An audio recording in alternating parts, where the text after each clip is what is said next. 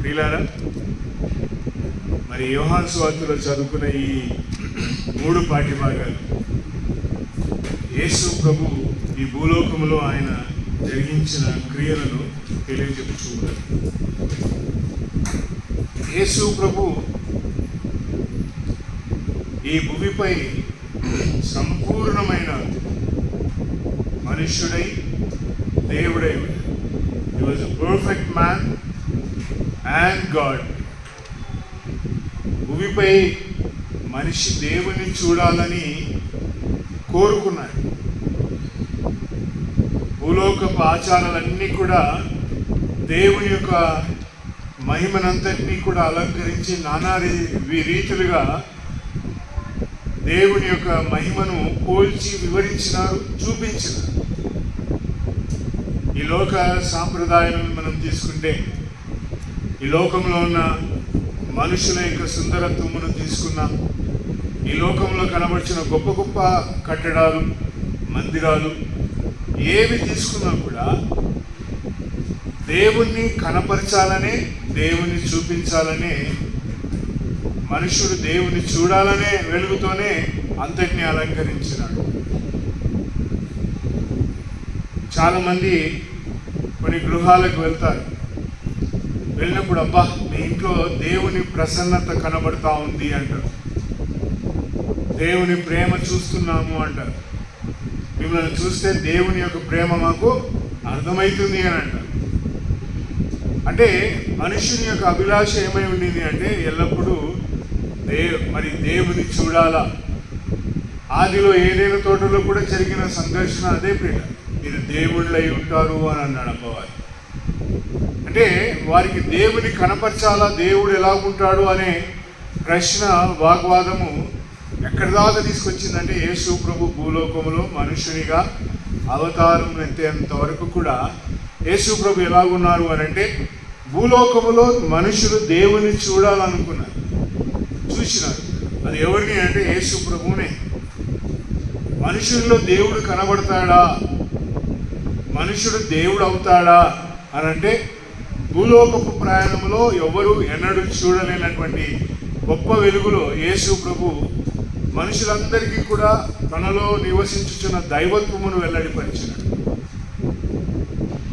సిమియోను యేసు ప్రభువును తీసుకుని దేవాలయంలోనికి వచ్చి ఆయన మరి చేతులలో తీసుకున్న తర్వాత ఏమనంటే, ఇదిగో నీవు చెప్పిన ప్రకారము నీ రక్షణను నాకు కనపరిచి అని అన్నాడు. నేను చూచినాను అని అన్నాడు ఆయన.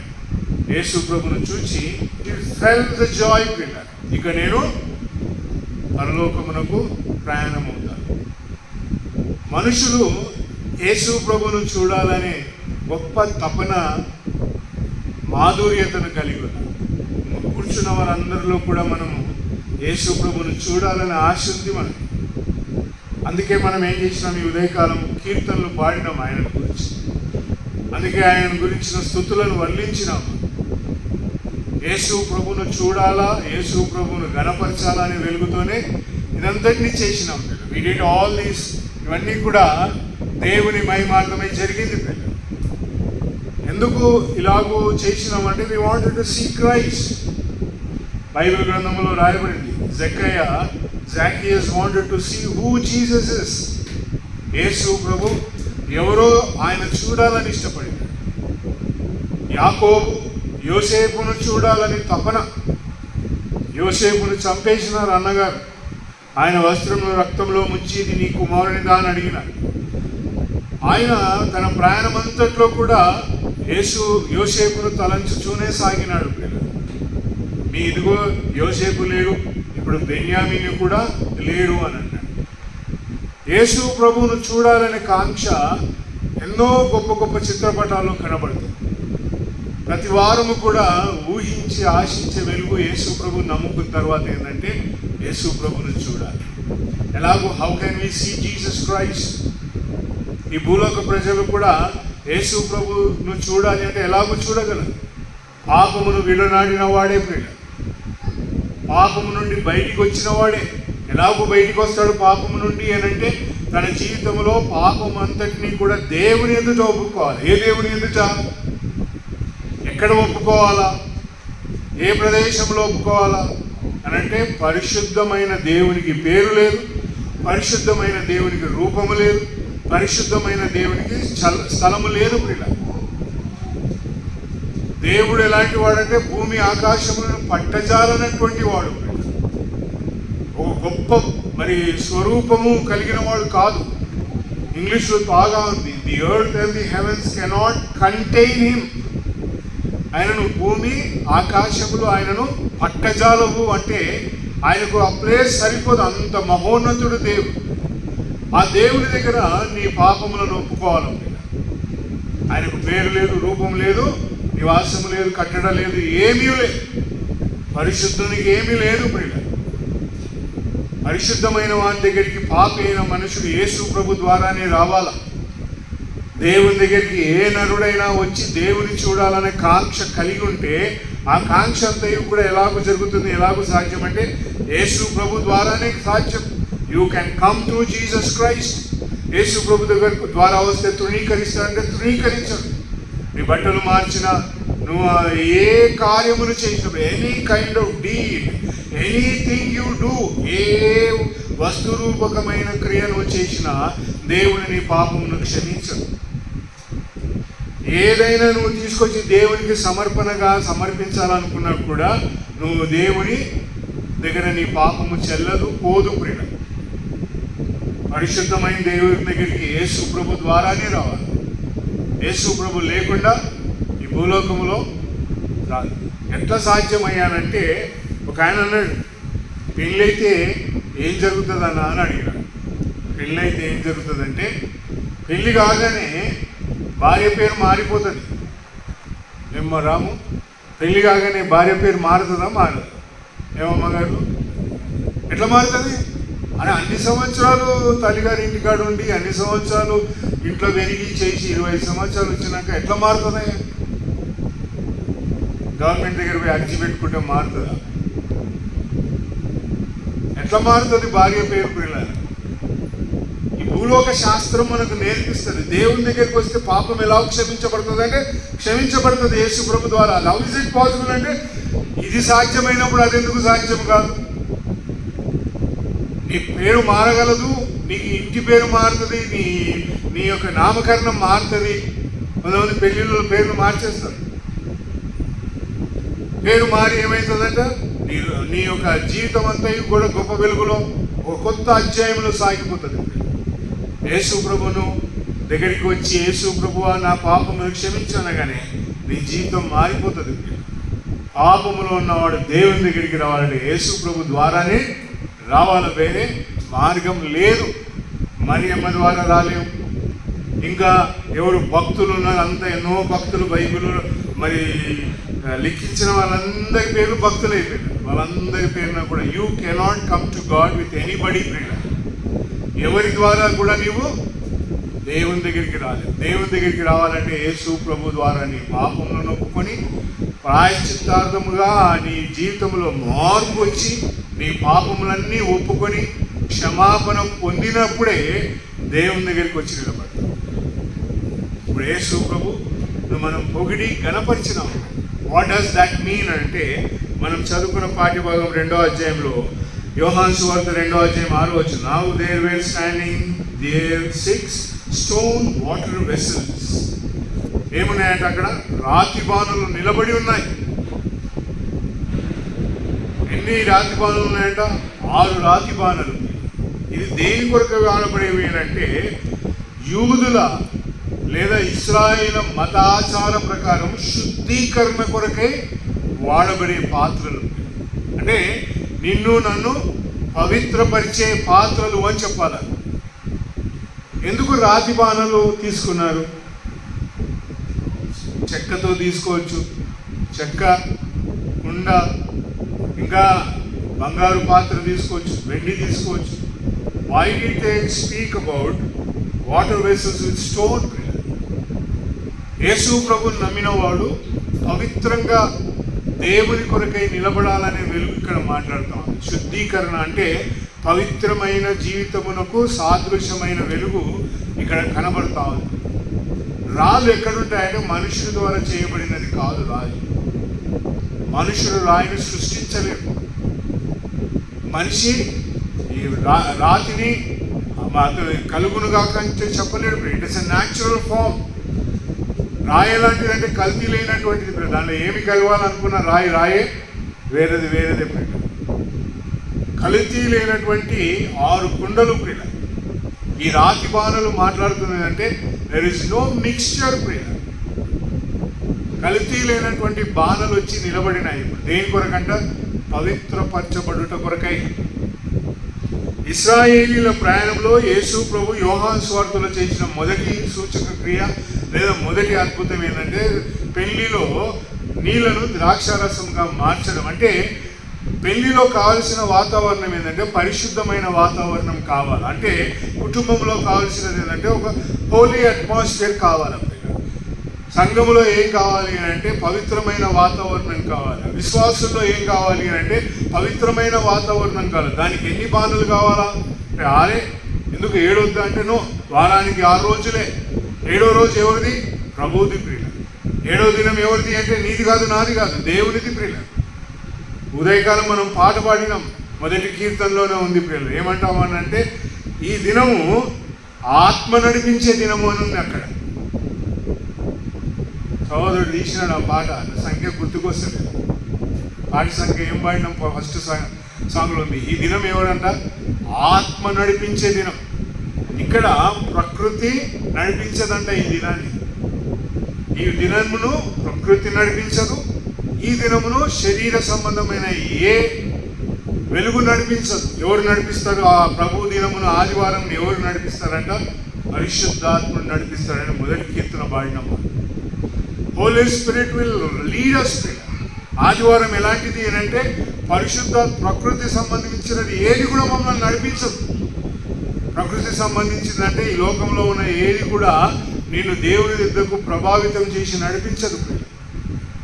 ఆత్మనే నడిపిస్తుంది. అందుకే ఇక్కడ మాట్లాడుతున్న మొదటి మాట ఏమంటున్నానంటే అక్కడ 6 బాణులు రాతితో తయారు చేయబడ్డాయి. మోషేకి దేవుడు సెలవిచ్చిన మాట ఏంటంటే నువ్వు వెళ్ళి కొండను కొట్టా అన్నాడు. అంతే. అందులో ఏం బయలుదేరుతుంది అంటే నీళ్లు బయలుదేరుతాయి. కొండ పిగిలి అందులో నుంచి ప్రవాహంగా నీళ్ళు వచ్చినాయి. అంటే కల్తీ లేనటువంటి ఒక గొప్ప పాత్రగా దేవుడు నిన్ను ప్రతి దినము చూడాలనుకుంటున్నాడు. అది దేనితో నింపబడాలంట? It should be filled with the water. నీళ్లు దేనికి సాదృశ్యం? పిల్లల నుంచి మొదలుకొని ప్రతి వారికి నీళ్ళు అవసరం. వాటర్ స్పీక్స్ అబౌట్ లైక్ నీ బాడీ, నీ శరీరంలో కావలసిన దప్పికను తీర్చగలరు. నీళ్ళు ఎలాంటిది అంటే మనుష్య శరీరమునకు కావలసిన పదార్థములలో నీళ్లు చేరకపోతే మనిషి చనిపోతాడు. Without water man cannot leave. ప్రియుల, అన్నం తినకపోయినా బ్రతుకుతావు. నువ్వు ఇంకేం చేయకపోయినా నీవు ఈ భూలోకంలో సాగాలి అంటే నీళ్ళుంటే చాలు, మనిషి బ్రతుకుతాడు. ప్రియుల, water gives you the oxygen. H2O అంటారు. హైడ్రోజన్ ప్లస్ ఆక్సైడ్ అంటే ఆక్సిజన్. హైడ్రోజన్ 2 times ఉంటే ఆక్సిజన్ ఎంత అంట? 1 time. ప్రియుల, H2O అన్నారు దాన్ని. వాటర్ని ఏమన్నారంటే O2 అని అన్నారు. O2 speaks water 2 times. మనిషికి నీళ్ళు ఎలాంటివి అంటే జీవమును పోయగలిగేవి. అదే నీళ్ళు ప్రవాహంగా తాండవమాడుతూ ఉంటూ వస్తే ఏమవుతుందంట? ఫినిష్. ఒక్క సెకండ్లో మొత్తం రూపురేఖలు మారిపోతాయి. ఏ నీళ్ళైతే నీకు జీవమునిస్తాయో ఆ నీళ్ళే ప్రవాహంగా పారుకుంటా వస్తే ఏమవుతుందంట? You will finish.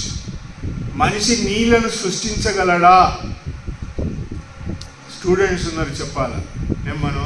Can man create water? Is it possible through science? ఏమన్నా నాకైతే తెలుసు, నేను స్కూల్ చదివిన నాకు గుర్తులేదు. మరి సైన్స్ ప్రకారం నీళ్లను సృష్టించగలమంటే నో. నీళ్ళని ఎవడు సృష్టించలేడు. రాయిని కూడా ఎవరు సృష్టించలేడు. అలాంటి కల్తీ లేనటువంటి ప్రకృతి సహజమైన వాతావరణంలో శుద్ధీకరణ అనేది జరగగలం. యేసు ప్రభుని నమ్ముకున్నాక పాప క్షమాపణ కలుగుతుంది. ఆ పాప క్షమాపణ తర్వాత నీ జీవితంలో ఏం జరగాలంట? శుద్ధీకరణ అనే ప్రాసెస్ మొదలు కావాలి. నీళ్ళు తాగితే అంత పోతుంది అంటారు. చెమటలు వస్తే మొత్తము వెళ్ళిపోతాయంట. నీళ్ళు తాగు బిడ్డ, కడుపు నిండా నీళ్ళు తాగు అంట. యేసు ప్రభుని నమ్ముకున్న తర్వాత నీ జీవితంలో ఆరంభం కావాల్సిందంటే శుద్ధీకరణ, పవిత్రత.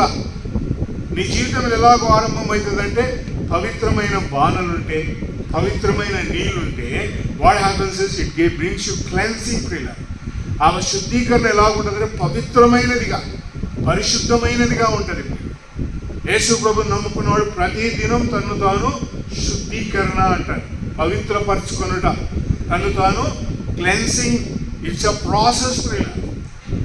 ఒకరోజే నువ్వు యేసు ప్రభుని నమ్ముకుంటా పాప క్షమాపణ అయిపోయింది, నేను పరిశుద్ధుడనని గంభీరంగా చెప్పుకునేవాడు దుర్మార్గుడు. బైబిల్ అంటది నాలో పాపము లేదు అని ఎవడైనా చెప్తే వాడు అబద్ధికుడు అని యోహాను తన పత్రికలో మాట్లాడు. ఆయన 2వ పత్రికను రాస్తూ నాలో పాపం లేదని చెప్తే నేను అబద్ధికుడను అంటాడు. అబద్ధములకు జనకుడు ఎవరు? సర్పం, సైతానుడు. సో ఈ ప్రాసెస్ ఎలాంటిది అని అంటే నీ జీవితంలో పరిశుద్ధత అనేది రావాలి అని అంటే దేని ద్వారా అంట? కల్తీ లేని పదార్థాల ద్వారా పవిత్రత వస్తుంది. బిడ్డ ఏం చూస్తున్నావురా అంటే యేసు ప్రభువుని గురించి వాళ్ళు వాక్యం చెప్తుంటారు, వింటున్నా అంటాడు. షోలో ఏదో పెట్టుకొని ఉంటాడు, ఎవరికి తెలిసి ఏం వింటున్నాడో ఏం చూస్తుంది. పిల్లరా, కల్తీ లేనటువంటి పదార్థం ఎక్కడుందంటే బైబిల్లో ఉంది. బైబిల్ను చదివినప్పుడే మనకి ఏం దొరుకుతుంది అని అంటే కల్తీ లేని ఆహారం, నీళ్లు దొరుకుతాయి, పవిత్రత వస్తుంది. ఫోన్లు చదువుతాం మేము, ఫోన్లు అంటే అదేందో నాకు తృప్తిగా కనబడదు. మేము వింటాము అంటే ఫైన్, అది అక్కడికి బాగానే ఉంది. కానీ యేసు ప్రభు ఈ భూలోకంలో చేసిన వెలుగు ఎలాగంటే ఆయన చేతికి గ్రంథపు చుట్టనిచ్చినారు అంటారు. They gave him a scroll where it spoke about God's word. బైబిల్ని చదవడం ఎప్పుడు కూడా ఎంత ఆధునికమో ఈ భూలోకంలో వచ్చిన whatever may be the technology that advances far and far and far and far, read your Bible. పవిత్రత నీ జీవితంలో ఆరంభించబడాలంటే ఏం చదవాలా? బైబిల్ చదవాలా. నీ పాటలు అందులో కల్తీ ఉంటుందా అంటే నో. మన పాటల పుస్తకంలో ఏమైనా కల్తీ ఉందంటే దేవునికి సంబంధించింది. బైబిల్లో ఏమైనా కల్తీ ఉందంటే ఏమీ లేదు. ప్రియుల, నువ్వు మోకాలు నుండి ప్రార్థన చేసినప్పుడు నీ మైండ్లో కల్తీ ఉంటుంది. ప్రార్థన చేస్తుంటావు, ఏదో ఆలోచిస్తుంటావు. నేను ఆలోచించాను బ్రదర్ అంటే అబద్ధం మాట్లాడుతున్నారు అని అర్థం. ఎందుకంటే నేను అనుభవపూర్వకంగా చెప్తున్నాను. ఆ భక్తిని బట్టి ప్రార్థన చేస్తాం, సడన్గా మైండ్ ఎక్కడికి వెళ్ళిపోయి ఉంటుంది. కల్తీ ఎక్కడ లేదంట? దేవుని వాక్యములు లేదు. బైబిల్ తీసి చదివినప్పుడు ఏం దొరుకుతుందంట? ఎన్ని రోజులు చదవాలంటే జీవితకాలం అంత. ఒక్క ప్యాసేజ్ చదువు, ఒక అధ్యాయం చదువు చాలు. అధ్యాయం అంటే అధ్యాయంలో ఎన్నో భాగాలు ఉంటాయి, పారాగ్రాఫ్స్ ఉంటాయి. ఆ పారాగ్రాఫ్లో సంపూర్ణంగా ఒకటి చదివి అందులో ఉన్న ఆనందమును దేవునికి చెప్పు. కల్తీ అనేది లేకుండా ఉంటుంది. నువ్వు చదివినాక ఆ పాఠ్యభాగం చదివినాక దేవా ఎంత గొప్ప మాటలు నీ కుమారుని ద్వారా, నీ కుమారుని చేసిన పనంతా ఈ బైబిల్లో రాసిన. జోయల్ ఉన్నాడు, తెలుగు రాదు, కానీ ఏం చేసినాడంటే నాకు చాలా సంతోషం అనిపిస్తుంది. తెలుగు పాటలు ముఖం ఎత్తి పాడు. ఎందుకు అంటే I need to be singing of my God. బైబిల్ చదివితే ఏమొస్తుందంట? పరిశుద్ధత నీ జీవితంలో వస్తుంది. అదే ఆరంభం. ప్రియుల, పాప క్షమాపణ నుండి నేను యేసు ప్రభుని నమ్ముకున్నా అంటే నాలో శుద్ధీకరణ ఎలాగో ఆరంభించబడుతుందంటే 7 బాణలు, అందులో నీళ్లు. ఆ నీళ్లు పవిత్రతను మాట్లాడుతూ ఉన్నాయి. పవిత్రత ఎట్లా వస్తుంది అని అంటే by reading your Bible thoroughly. ప్రియుల, 1 గంట సేపు చదవాల్సిన అవసరం లేదు, 3 గంటలు చదవాల్సిన అవసరం. నీ భక్తిని బట్టి రోజంతా చదువుకుంటా అంటే చదువుకో. బట్ ప్రియులారా, బైబిల్ని ఎలాగో చదవాలంట? పవిత్రమైన తలంపుల చేత నీవు అందులో చదివి, ఇక్కడ ఉంది 2వ అధ్యాయంలో చదువుకుంటే అక్కడ రాయబడింది అంటే Jesus also and his disciples. Yesu ప్రభువును కూడా ఆ పెళ్లికి పిలిచినారు అని రాయబడింది. ఎంత గొప్ప భాగ్యం! యేసు ప్రభు పిలువబడినాడు. తండ్రి నీకు స్తోత్రం, నా రక్షకుడు వివాహములో పిలువబడినాడు. అది దేవునికి చెప్తే ఎంత బాగుంటుంది ప్రియులారా ఆ మాట. Will rejoice. దేవుడు ఆనందిస్తాడు. పవిత్రత అదే ప్రియుల. ఒక ఆయన అడిగినాడు, నేను యేసు అంటుంటే నువ్వు యేసు ప్రభు అంటున్నావు ఏంది? ట్రాన్స్లేషన్లో నేను జీసస్ అని మాట్లాడుతుంటే why you saying Lord Jesus అని అంటే నాకు రాదు, నాకు యేసు అనడం రాదు. యేసు ప్రభు అని ఆయనను సన్మానించేవారు. when you read కదా, ఏ బైబిల్ని చదివితే రాతి బాణలలో ఉన్న పవిత్రత, కల్తీ లేనటువంటి బాణలు, ఆ నీళ్ళలో కల్తీ లేదు. కల్తీ వేస్తే ఏమవుతుందంట? చెంబట్టుకొని పోవాల్సిందే. ఎడిపోవాలా? పోవాల్సిన చోటుకు పోవాలి. కల్తీ నీళ్ళలో వచ్చింది మనిషి ప్రాణానికి అపాయం. కల్తీ నీళ్ళలో వచ్చింది శరీరమునకు అపాయం. కల్తీ లేనటువంటిది ఏంటంట? బాణులు ప్రియులైన నీళ్ళు. నీకు శుద్ధీకరణ కావాలా? You need purification. నీ జీవిత ప్రయాణంలో 6 దినాల తర్వాత ఏంటంటే 7వ దినం వీడికి రా, యేసు ప్రభువుని గురించి విను. విన్న తర్వాత మళ్ళా start the same process for 6 days. Yesu ప్రభు అన్నాడు ఏమంట? ఆ బాణలలో Jesus says to them, fill the water vessels with water. రాతి బాణలు, నీటి బాణలు. దీనిలో ఏం ఉంచాలంట? నీళ్లు నింపాలి. వాక్యము మన దగ్గర ఉంటే when there is scripture before you, లేఖనాలు నీ దగ్గర ఉంటే నువ్వు పరిశుద్ధునిగా సాగుతావు ప్రియులారా నీ ప్రయాణం. నేను దేవుని ఎదుట ఎలాగూ ఇంత ఘోరమైన పాపమును చేయగలను అని యోసేపు పోతీఫరు భార్యతో అన్నాడు. ఆయనకి ఏ గ్రంథం ఉంది అప్పుడు? యోసేపుకి ఏమైనా గ్రంథం ఉందా?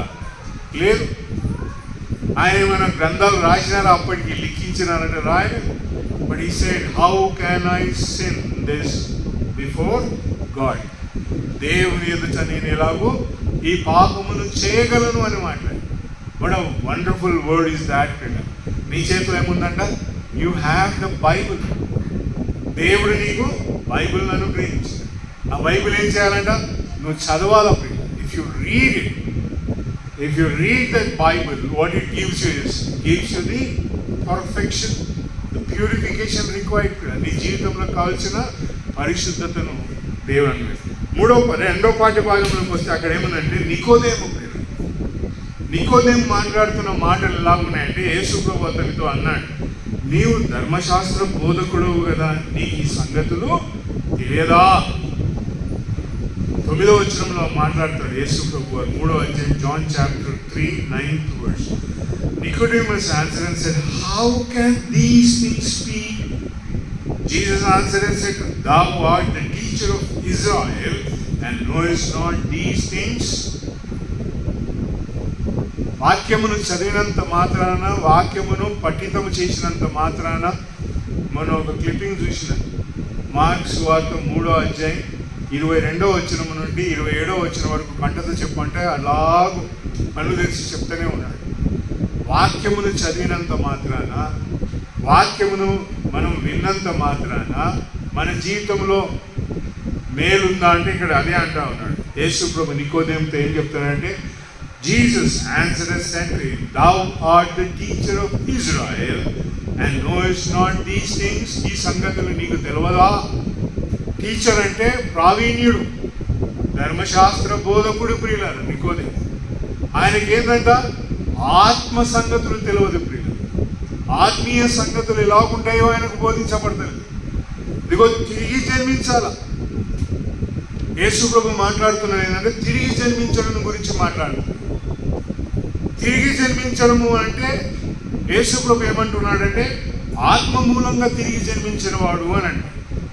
నికోదేము మాట్లాడుతున్నాడంటే శరీర మూలంగా నేను ఎట్లా జన్మించాలా? How can I be born again by flesh? నేను తల్లి గర్భంలోనికి మరలా ఎలాగో వెళ్ళగలను? నేను వృద్ధుడను.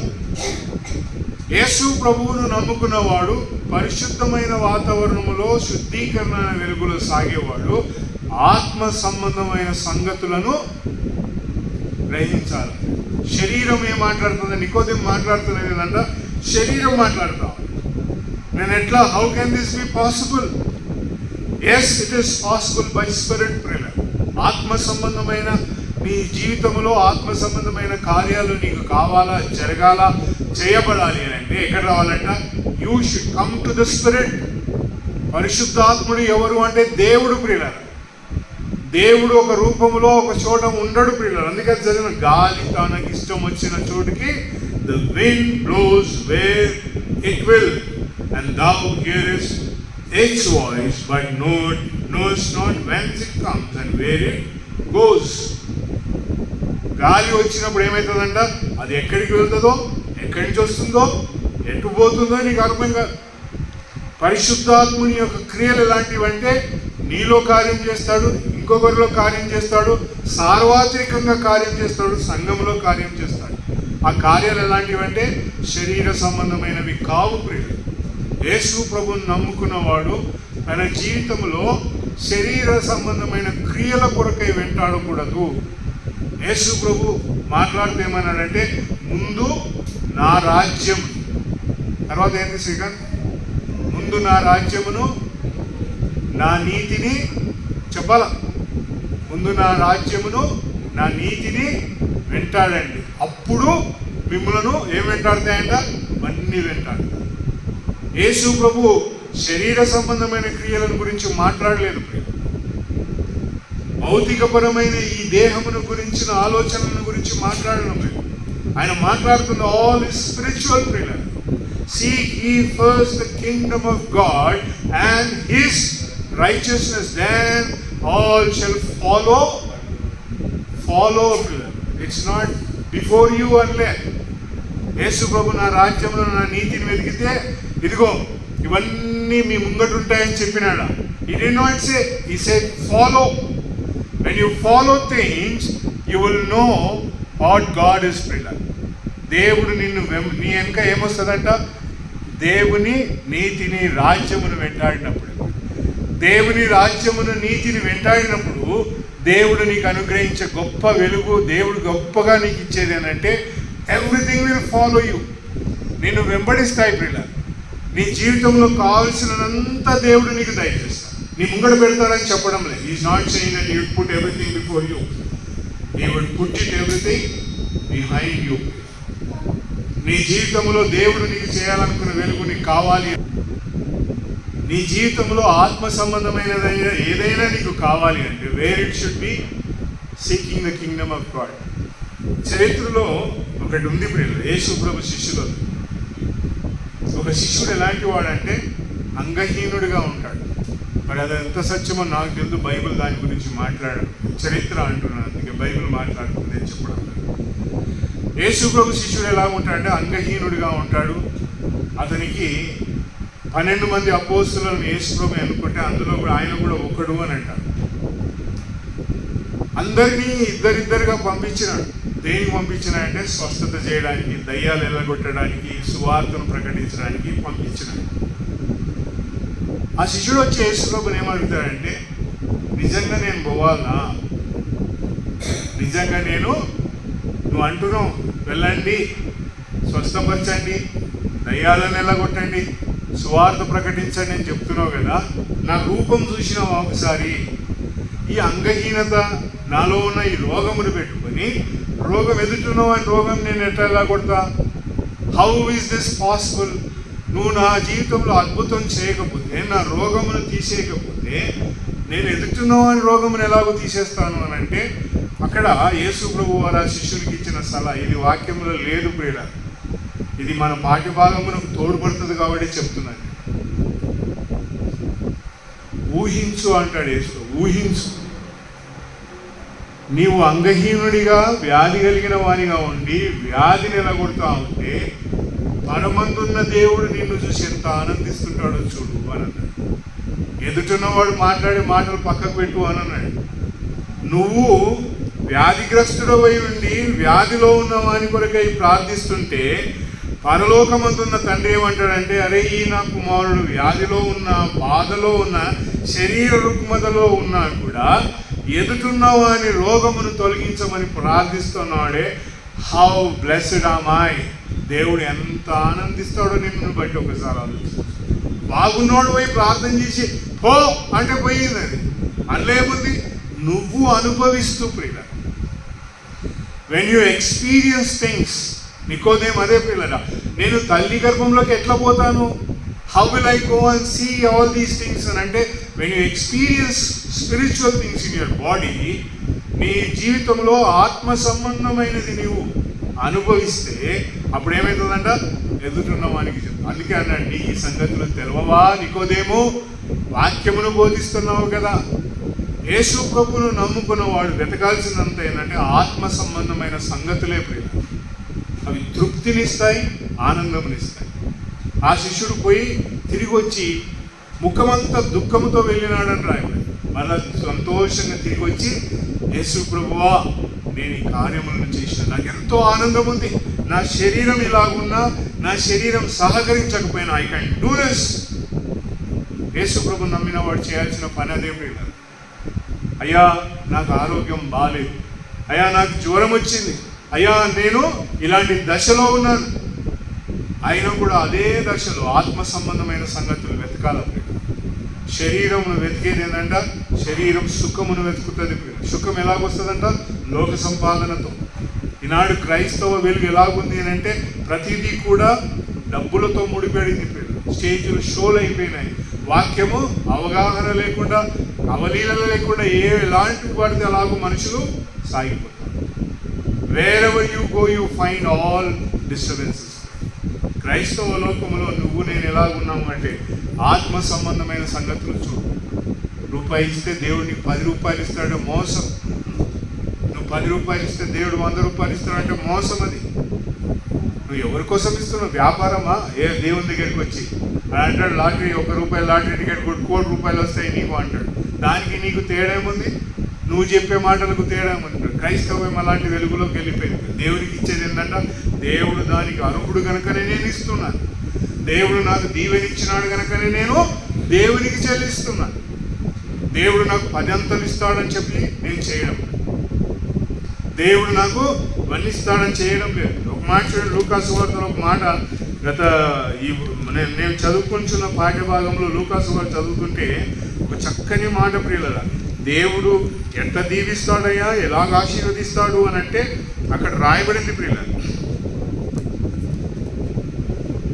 లూకాసు వార్త 6వ అధ్యాయం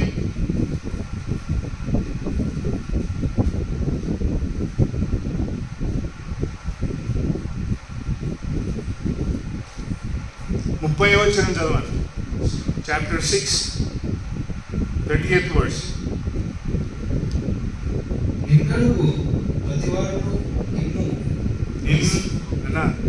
నిన్నడుగు ప్రతివానికి ఇమ్ము.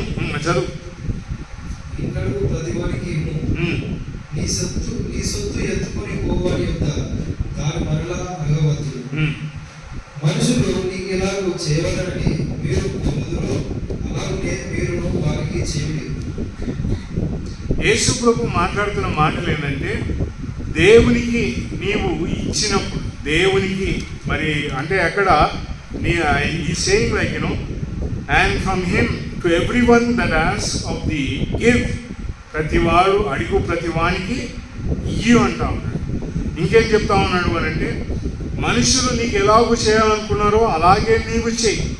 చేసినప్పుడు ఏమవుతుందంటే పరలోకంలో దేవుడు నేను చూస్తున్నాడు కనుక దేవుడు నీకు అత్యధికంగా ఇస్తాడు అని అక్కడ కింద మాట్లాడుతూ ఉన్నాడు. నీ బహుమానం చాలా గొప్పగా ఉంటుంది, దేవునికి ఇచ్చే సంగతులని ఈ అధ్యాయం అంతా అదే మాట్లాడతాడు. ఇంటికి వెళ్ళిన తర్వాత చక్కగా చదవని speaks about how we need to give to God. దేవునికి ఇచ్చిన వెలుగు ఎలా ఉండాలి అని అంటే ఏమి ఆశించకుండా ఇవ్వాలి అని మాట్లాడతావు. గివ్ అంటావు, ఏమి ఆశించకు, ఇచ్చేసి. దేవుడికి ఇచ్చేది ఎలా ఉండాలంట, నేను ఇది ఇస్తే ఎలాగూ, దేవుడికి ఇస్తే ఇది నాకు ఉంటుందా అని మనం ఆలోచిస్తే మాత్రం కుదరదు. ఆత్మ సంబంధమైన కార్యాలు ఎలాంటివి అంటే యేసు ప్రభు మాట్లాడుతున్న వెలుగులో ఇక్కడ నికోదేముతో చెప్తా ఉన్నాడు, అయ్యా నీకు ఈ సంగతులు తెలవవా? యేసు ప్రభు నమ్ముకున్నవాడు ఆత్మ సంబంధమైన సంగతులను వెతకాల. 2వ పాఠ్యభాగంలో నికోదేముతో ఆయన చెప్పిన మాట ఇదే, ఇదిగో నీవు ఆత్మ సంగతులను గ్రహించు, స్పిరిచువల్ థింగ్స్. 3వ పాఠ్యభాగం మనం చదువుకున్నాం యోహాను సువార్త 4వ అధ్యాయంలో 27వ వచనం నుండి 29వ వచనం వరకు. Come see a man who told me all things I had ever done, is not he the Christ. మీరు వచ్చి చూడండి, నేను చేసినవన్నీ నాతో చెప్పినవాడు ఈయన కాదా? ఈయన క్రీస్తు కాడా? ఆత్మ సంబంధమైన కార్యాలు, ఆత్మ సంబంధమైన జీవితంలో నేను సాగి వెలుచున్నప్పుడు నీ జీవితంలో ఎలాంటి గడియ వస్తుంది అంటే యేసు ప్రభు దగ్గరికి వచ్చి నిలబడతావు. There will be a day. Everybody will counter that day. ఆ దినమున యేసు ప్రభు దగ్గర నిలబడతాం. 2 కొరింథీ పత్రిక 5వ అధ్యాయం 10వ వచనం చదవండి. ఆ రోజు యేసు ప్రభు దగ్గరికి ప్రతి ఒక్కరం వచ్చి నిలబడతాం. We will counter before Jesus Christ, encounter him. 2 కొరింథీ పత్రిక 5వ అధ్యాయం 10వ వచనం చదవండి. ఎందుకనగా తాను జరిగించిన క్రియల చొప్పున అవి మంచివైనను సరే, చెడ్డవైనను సరే,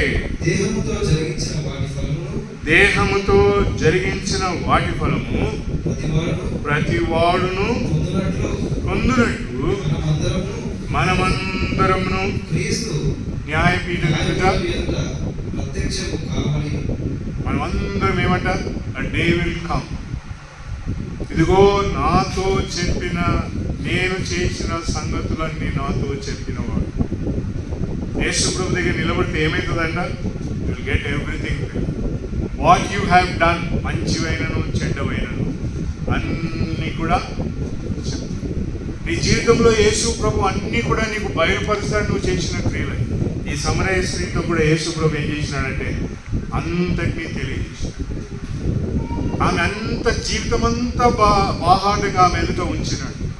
షీ కుడ్ రియలైజ్, నేను వెతికింది, నేను చూచింది, నేను ఆశించింది, నేను అనుభవించింది అంత వృధా, చాలా బిగ్ వేస్ట్. ఆమె యేసు ప్రభుని ఎదుర్కొన్నప్పుడు యేసు ప్రభు ఆమెతో ఏం చెప్పినాడు? నికోదేముతో ఆత్మ సంగతులు చెప్పినప్పుడు సమరయ స్త్రీతో ఏం మాట్లాడుతున్నాడంట? దేవుని ఆరాధించే వెలుగును గురించి. దేవుడు ఆత్మ గనుక ఆయనను ఆరాధించువారు ఆత్మతో సత్యముతో ఆరాధించారు. ఆత్మ సంగతులను వెతుకోవానికి బయలుపడేది, బోధపడేది ఏంటంట? దేవుడు ఆత్మై ఉన్నాడని సత్యం. when you seek spiritual things, ఆత్మ సంబంధమైనవి మనం వెతికినప్పుడు మనకు బయలుపరచబడేది ఏంటంట? God is a spirit. శరీరమును వెతికితే ఏమంటారా? కుండను మోసుకొని రావాల్సి. You will not be satisfied. శరీర సంబంధమైన క్రియలను ఏమైనా తీసుకొస్తే నా కుండ ఎట్లా నిండుతుంది, నా కడుపు ఎట్లా నిండుతుంది. అందుకే యేసు ప్రభు ఒక మాట నేను లూకా సువార్తలో చూపిస్తాను. 6వ అధ్యాయంలో let us see one word. మీ ఇంటికి వెళ్ళినాక చదవండి, దేవుడు మీకు వెలుగునిస్తాడు. ఆడ 38వ వచనం చదవం. లూకా సువార్త 6వ అధ్యాయం 38వ వచనం చదువు. ఒక మాట చదువుదాం. Give and it shall be given to you, good measure, pressed down and shaken together and running over shall be given to you into your bosom, for which the same measure which ye meet, it shall be measured to you again. చదవండి. 6వ అధ్యాయం లూకా సువార్త 38వ వచనం. Luke's Gospel chapter 6 38 verse.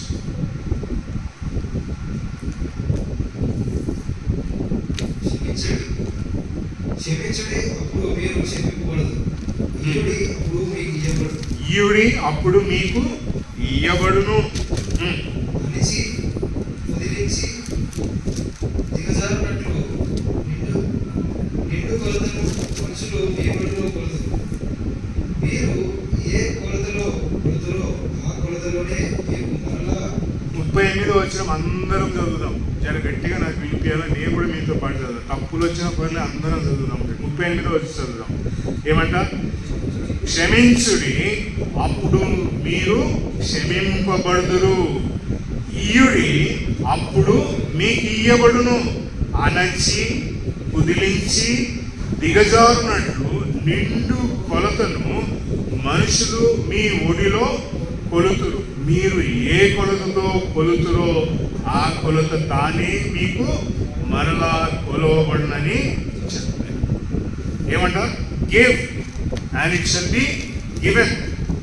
ఇంకా యేసుప్రభు మాట్లాడితే ఎందుకు అలాగ చెప్తున్నా అంటే అది ఎలాగొస్తుందంటే నువ్వు ఎలాంటి కొలతతో నీవు దేవునికి ఇస్తావో ఆ కొలతతో మరలా ఎక్కడికి వస్తుంది, నీ ఒడిలోనికి వస్తుంది.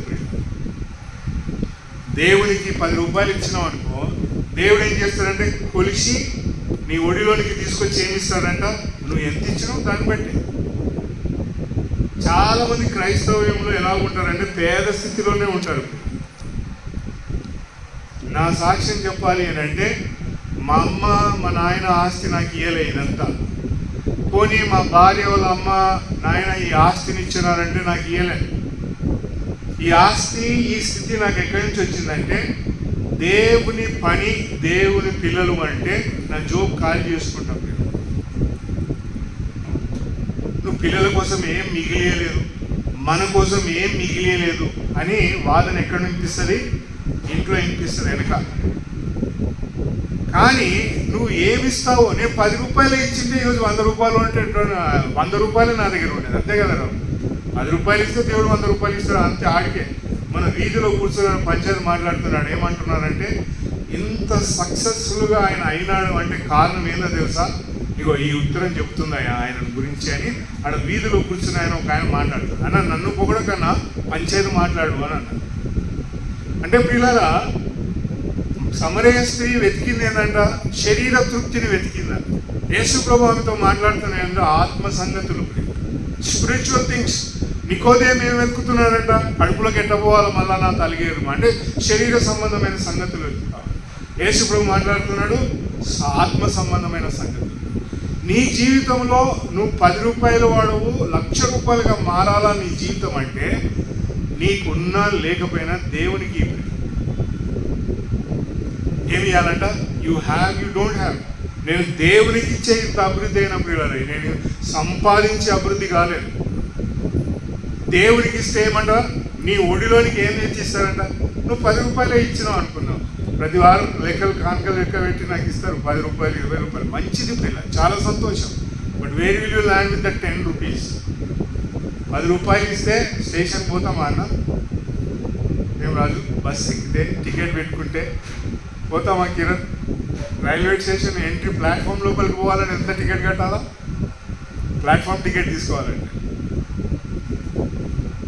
పిల్లరా, నేను ఇది ఎందుకు చెప్తున్నానంటే యేసు ప్రభుని నమ్ముకున్నవాడు ఆత్మ సంబంధమైన సంగతులను అనుభవించాలి అని అంటే నువ్వు ఏమిచ్చినావు. 10 రూపాయలు ఇస్తే it will be there only. దేవుడు అన్యాయస్తుడు కాదు, నువ్వు ఇచ్చిన దానికి తప్పకుండా ప్రతిఫలం ఇస్తావు, అక్కడికి ఆగుతావు. అదే నీవు మనస్ఫూర్తిగా దేవుడికి నేను ఎంత ఇవ్వాలో అంత ఇచ్చినావు అనుకో, యూ విల్ స్టాండ్ సమ్వేర్. మరి నా జీవితంలో మా నాయన తెలిసి అరే ఫలానా ఆఫీస్కి పోవాడు కాంట్రాక్ట్ ఇస్తారంట పని చేసుకో అని చెప్పిన బాపతి లేదు. మా మామ పిలిచి ఆడ కాంట్రాక్ట్ ఉంది పోయి చేసుకోపో అని ఆయన చెప్పిన బాపతి లేదు. ఎందుకంటే ఆయన గవర్నమెంట్ డిపార్ట్మెంట్లో చేసి మా నాయన అడ్వకేట్గా ఉండే, మా అమ్మ ఇంటర్నేషనల్ పనిలో ఉండే, వాళ్ళ ఆయన ఏమో గొప్పగా సేవలు సాగుతామని ఎన్నో చర్చలు కట్టినారు, నువ్వు ఆ చర్చ కట్టుకో అని. ఎవ్వరు నాకు దారి చూపించిన వాడు లేడు. నా జీతం 600, 800, 1200, అందులో దేవునికి ఇవ్వాల్సింది. నీ జీవితంలో అభివృద్ధి కావాలి అని అంటే ఒక్కసారి ఆలోచించండి. బయట తీసుకొని పోయి గుమ్మరించే మీ అన్నం, రోడ్డు మీద పడేసే నీ కూర, ఇవన్నీ దేవుడు లెక్క అడుగుతాడు. శరీర సంబంధమైనది వెతికినప్పుడు అవే మిగులుతాయి, ఇంకా కూరలు మిగులుతాయి, అన్నం మిగులుతుంది రాత్రిది. ఆత్మ సంబంధమైనది ఏం మిగులుతుంది నీ జీవితంలో? Do you have something? నీ ఒడిలో వచ్చి చేరడానికి ఏం కావాలంట, దేవునికి ఇవ్వాలి. ఆత్మ సంబంధమైనది నువ్వు వెతికినప్పుడు నీ ఒడిలోకి ఏమొస్తుందంట, దేవునికి సంబంధించిన సంగతులు వస్తాయి. మై ఫ్రెండ్, ప్రియ సహోదరులారా, ఆత్మ సంగతులు ఎలాంటివంట, కల్తీ లేనటువంటివి. ప్రియ, రాతి బాణంలో కల్తీ లేదు, నీళ్ళలో కల్తీ లేదు. ఆత్మ సంబంధమైన సంగతులు ఏంటంటే పరిశుద్ధాత్ముడు ఎవరికి ఎలాంటి బోధనలు ఎలాంటి వెలిగిస్తాడో ఆ వెలుగులో ఆత్మవశులమై సాగిపోవడం. వాక్యం చదివినంత మాత్రం నువ్వు గొప్పవాడు కావు, కానీ ఆ వాక్యంలో ఉన్న భావమును దేవుడు నీకు వివరించాలి. సమరయ స్త్రీ వచ్చింది, ఇదిగో నేను ఈ నీరు తాగునట్లు మరలా వచ్చి నేను 10 రూపాయలు వేయకుండా, ప్రభువా నా యొక్క తొట్టిని దీవించు, ప్రభువా నా చేతి పనిని ఆశీర్వదించు, ప్రభువా నా జ్ఞానం దయచేయి, ఉద్యోగంలో నేను అభివృద్ధి కావాలి. ప్రభువా నా ఆరోగ్యం బాగి నేను నీ పనిలో ఖర్చు పెట్టాలి. లేకపోతే ఎట్లుంటావు? 10 రూపాయలు ఇచ్చినవాడు వచ్చే ఆదివారం కూడా 10 రూపాయలు ఇస్తాడు. పెళ్ళి అయిపోయింది అనుకో భార్యకు కూడా 10 రూపాయలు ఇస్తాడు. భార్య ఏం చేస్తుందంటే పిల్లలకు కూడా 10 రూపాయలు. ఆ 10 రూపాయలే కంటిన్యూ అవుతూ ఉంటుంది. థింక్, ఈరోజు నేను ప్రభువుకి ఎన్ని రూపాయలు ఇచ్చినాను. ఎప్పుడైనా మీకు అది తృప్తి ఉంటుంది అప్పుడు? నాకైతే నేను వేస్తున్నది ప్రతి వారం ఒకటే వెలుగేస్తున్నా, కానీ నేను ఇంకా ప్రభువా నాకు ఇంకా ఇస్తే నేను ఐ విల్ గివ్ మోర్ కదా. మా సంఘంలో పేదలు ఉన్నారు, విధవరాలు ఉన్నారు, సహాయం చేయాలా ప్రభువా నాకు దయచేసి. ప్రతి ఆదివారం కానుకేసేటప్పుడు నా మైండ్ అంతా కూడా మాట్లాడేది, ఏమి చేయలేకపోతుంది. నేను థింక్ ఆఫ్ స్పిరిచువల్ థింగ్స్. ఆత్మ సంబంధమైన సంగతులను నువ్వు ఆలోచించినప్పుడు, ఆత్మ సంబంధమైన వెలుగులను సాగినప్పుడు, ఎక్కడికైనా పోదాం నడువు అని అంటది నా భార్య. ఆయన అనలే ఎప్పుడు కూడా, నేనే తీసుకొని పోయినా. ఎడికి పోయినామో తెలుసా? ఎక్కడ సంఘం ఉందో, ఎక్కడ దేవుడి బిడ్డలు ఉన్నారో అక్కడ పోయి మా డబ్బులు గుమ్మరించాం. మేము పెళ్ళి అయిపోయిన తర్వాత పిల్లలు పెద్దగా అయినాక అప్పుడు అన్నారు, మమ్మల్ని ఆడికి తీసుకోపోవా, మమ్మల్ని ఈడికి దోసుకోపోవా అని. మా పిల్లలు కూడా అడగలేము. ఏడికి మేము తీసుకోపోతే మా పిల్లల్ని ఆడికి తీసుకుపోయారు. నా జీవితంలో 50 సంవత్సరాలు నాకు వచ్చిన తర్వాత నా పిల్లలు ఏమన్నారంటే, సాలు నువ్వు బాగా ఆడడానికి తీసుకుని, ఈసారి మేము నిన్ను తీసుకుపోతామని సముద్ర తీరానికి తీసుకుపోయినా. కానీ ఆనందంగా లేకుండా అక్కడ. ఇలా నేను ఈ మాట ఎందుకు చెప్తున్నానంటే, నేను నీవు మన భక్తి జీవితంలో ఆత్మ సంబంధమైన సంగతులను వెలిగితే పిల్లరా మన పిల్లలు కూడా అభివృద్ధి అవుతారు. లోకంలో ఉన్న ఆనందం కొరకు ప్రాకులాడితే, లోకంలో కనబడే వాటి కొరకై పరిగెత్తితే ప్రియులారా కాళ్ళు విరుగుతాయి తప్ప భక్తి జీవితంలో ఏమి సంపాదించలేదు. ఈ భూలోకంలో ఉన్న క్రైస్తవ వెలుగులో నీవు నేను నడవద్దు ప్రియులారా. We have to seek spiritual things.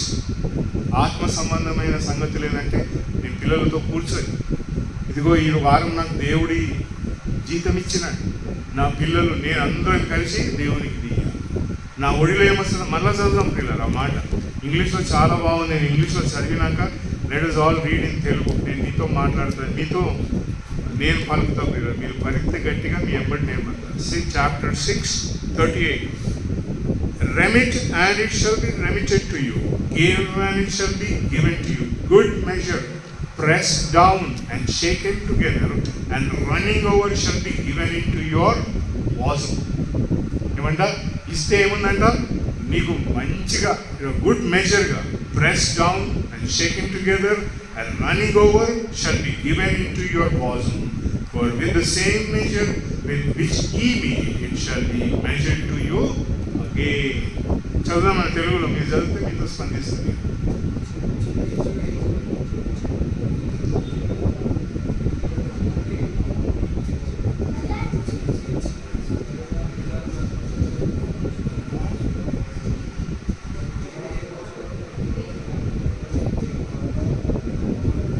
మీరు ఏ కొలతతో కొలుతారో మళ్ళా ఆ కొలతతో ఏమక వినిపిస్తుందమ్మా వాక్యం?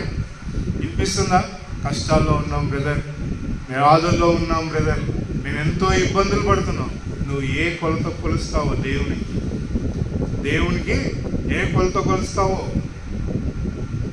కానీ విషయం ఇక్కడ రాకుంది, ఇక్కడ తగులుతుంది, ఇంకో కొంచెం వేసుకోవద్దమ్మ, కింద ఉయ్యాలాగా అట్లా ఊగుతుంది.